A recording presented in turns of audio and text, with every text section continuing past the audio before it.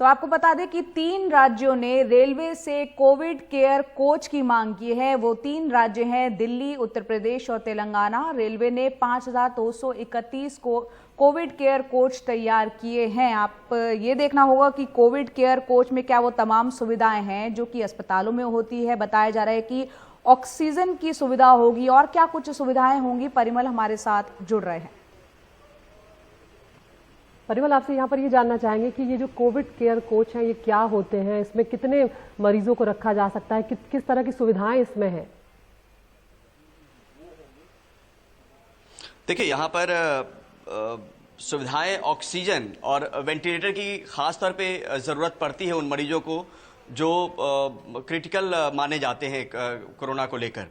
और अस्पताल में भी आमतौर पे यही चीज़ें मुहैया करवाई जाती है। अगर किसी को हॉस्पिटल में एडमिशन की बात है तो हमने देखा कि कई सारी चीज़ें, पॉलिसी भी चेंज हुई है होम आइसोलेशन को लेकर। बड़ी वजह यही है कि उन मरीजों को ही क्रिटिकल माना जाता है और ज़रूरत मानी जाती है जिनको अस्पतालों में रहना है, उनको वेंटिलेटर और ऑक्सीजन की ज़रूरत होती है। तो फिलहाल ऑक्सीजन की जो सप्लाई है वो यहाँ पर रहेगी। ऑक्सीजन सिलेंडर यहाँ पर मौजूद रहेंगे इस कोच में, और इसके लिए डॉक्टर भी यहाँ पर होंगे। और वो कई जगहों पर रेलवे इसका इंतजाम करेगा। 85 स्टेशनों पे, माफ कीजिएगा, 215 स्टेशनों पे, कुछ और स्टेशनों पे स्टेट अपने तरफ से इंतजाम करेगी उन चीजों को लेकर। और यहां पे जरूरत इस बात से भी हो जाती है, बढ़ जाती है, क्योंकि हमने देखा कि ये लड़ाई लंबी चलेगी। ये बार बार जो है ये बात आ रही है निकलकर, जब भी प्रेस कॉन्फ्रेंस होता है और जब भी स्वास्थ्य मंत्रालय इसको लेकर चीजें बताती है तो लड़ाई लंबे चलने वाली है। ऐसी स्थिति में हम देख रहे हैं कि हॉस्पिटल को लेकर भी दिक्कत हो रही है, अस्पतालों में बेड को लेकर दिक्कत हो रही है। तो एक वैकल्पिक इंतजाम किया था रेलवे ने कोविड केयर कोच के तौर पर।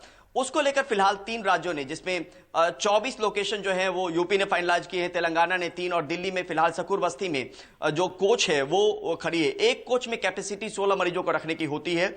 और ये एक तरीके से हॉस्पिटल की जो जरूरत है उसका एक तरीके का ऑल्टरनेटिव है जो ये कोच तैयार किया गया है रेलवे की तरफ से। जी, यहाँ पर हम तस्वीरें जो अंदर की दिख रही हैं परिमल, उसमें हमें ऑक्सीजन सिलेंडर तो दिख रहा है, लेकिन ये एक आइसोलेशन वार्ड जैसा दिख रहा है। तो किस तरह की स्थिति अगर होगी कोरोना मरीज की, यानी गंभीर स्थिति वाले तो जाहिर सी बात है उनको यहां नहीं लाया जाएगा।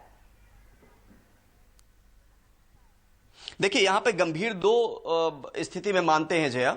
पहली स्थिति वो कि जिनको ऑक्सीजन की जरूरत है, दूसरी स्थिति वो जिनको आईसीयू या वेंटिलेटर की जरूरत है। तो कैटेगराइजेशन बहुत पहले से स्वास्थ्य मंत्रालय ने करना शुरू कर दिया था और इसी को लेकर एक एम्पावर्ड कमेटी भी जो 11 बनाई गई है, इसी को लेकर बनाई भी गई थी। तो एक कमेटी की जिम्मेदारी यही थी कि वो 3 चरणों में बांटे। और उसके बाद ही हमने देखा कि एक पॉलिसी चेंज की गई जो आइसोलेशन पॉलिसी है कि आप घर में भी रह सकते हैं। तो सबसे जरूरत यह होता है कि अगर सांस की तकलीफ आपको नहीं है कोरोना होने के बाद, तो आप घर में भी आइसोलेट हो सकते हैं अगर आपके पास ज्यादा कमरे हैं जिसमें परिवार के लोग आना जाना नहीं करेंगे तो। लेकिन यहां पर एक वैकल्पिक, आप घर में ऑक्सीजन सिलेंडर का आमतौर पर ऑक्सीजन सिलेंडर जो है वो इंतजाम नहीं कर सकते। कई एजेंसी ऐसी खुली जरूर है कि ऑक्सीजन सिलेंडर की सप्लाई आपको देती है, आपको नर्स 24 आवर्स देती है, लेकिन एक दिन की कीमत 15,000 रुपए है उसकी। और ऐसी एजेंसियां भी निकलनी शुरू हो गई जो इन सब चीजों को करती है। तो रेलवे एक तरीके से जिनको ऑक्सीजन की जरूरत होगी और जिनको आइसोलेट और ऑक्सीजन की आइसोलेट करने को लेकर भी जरूरत होगी और साथ में ऑक्सीजन की जरूरत होगी, तो उनको इन कोच में रखा जाएगा।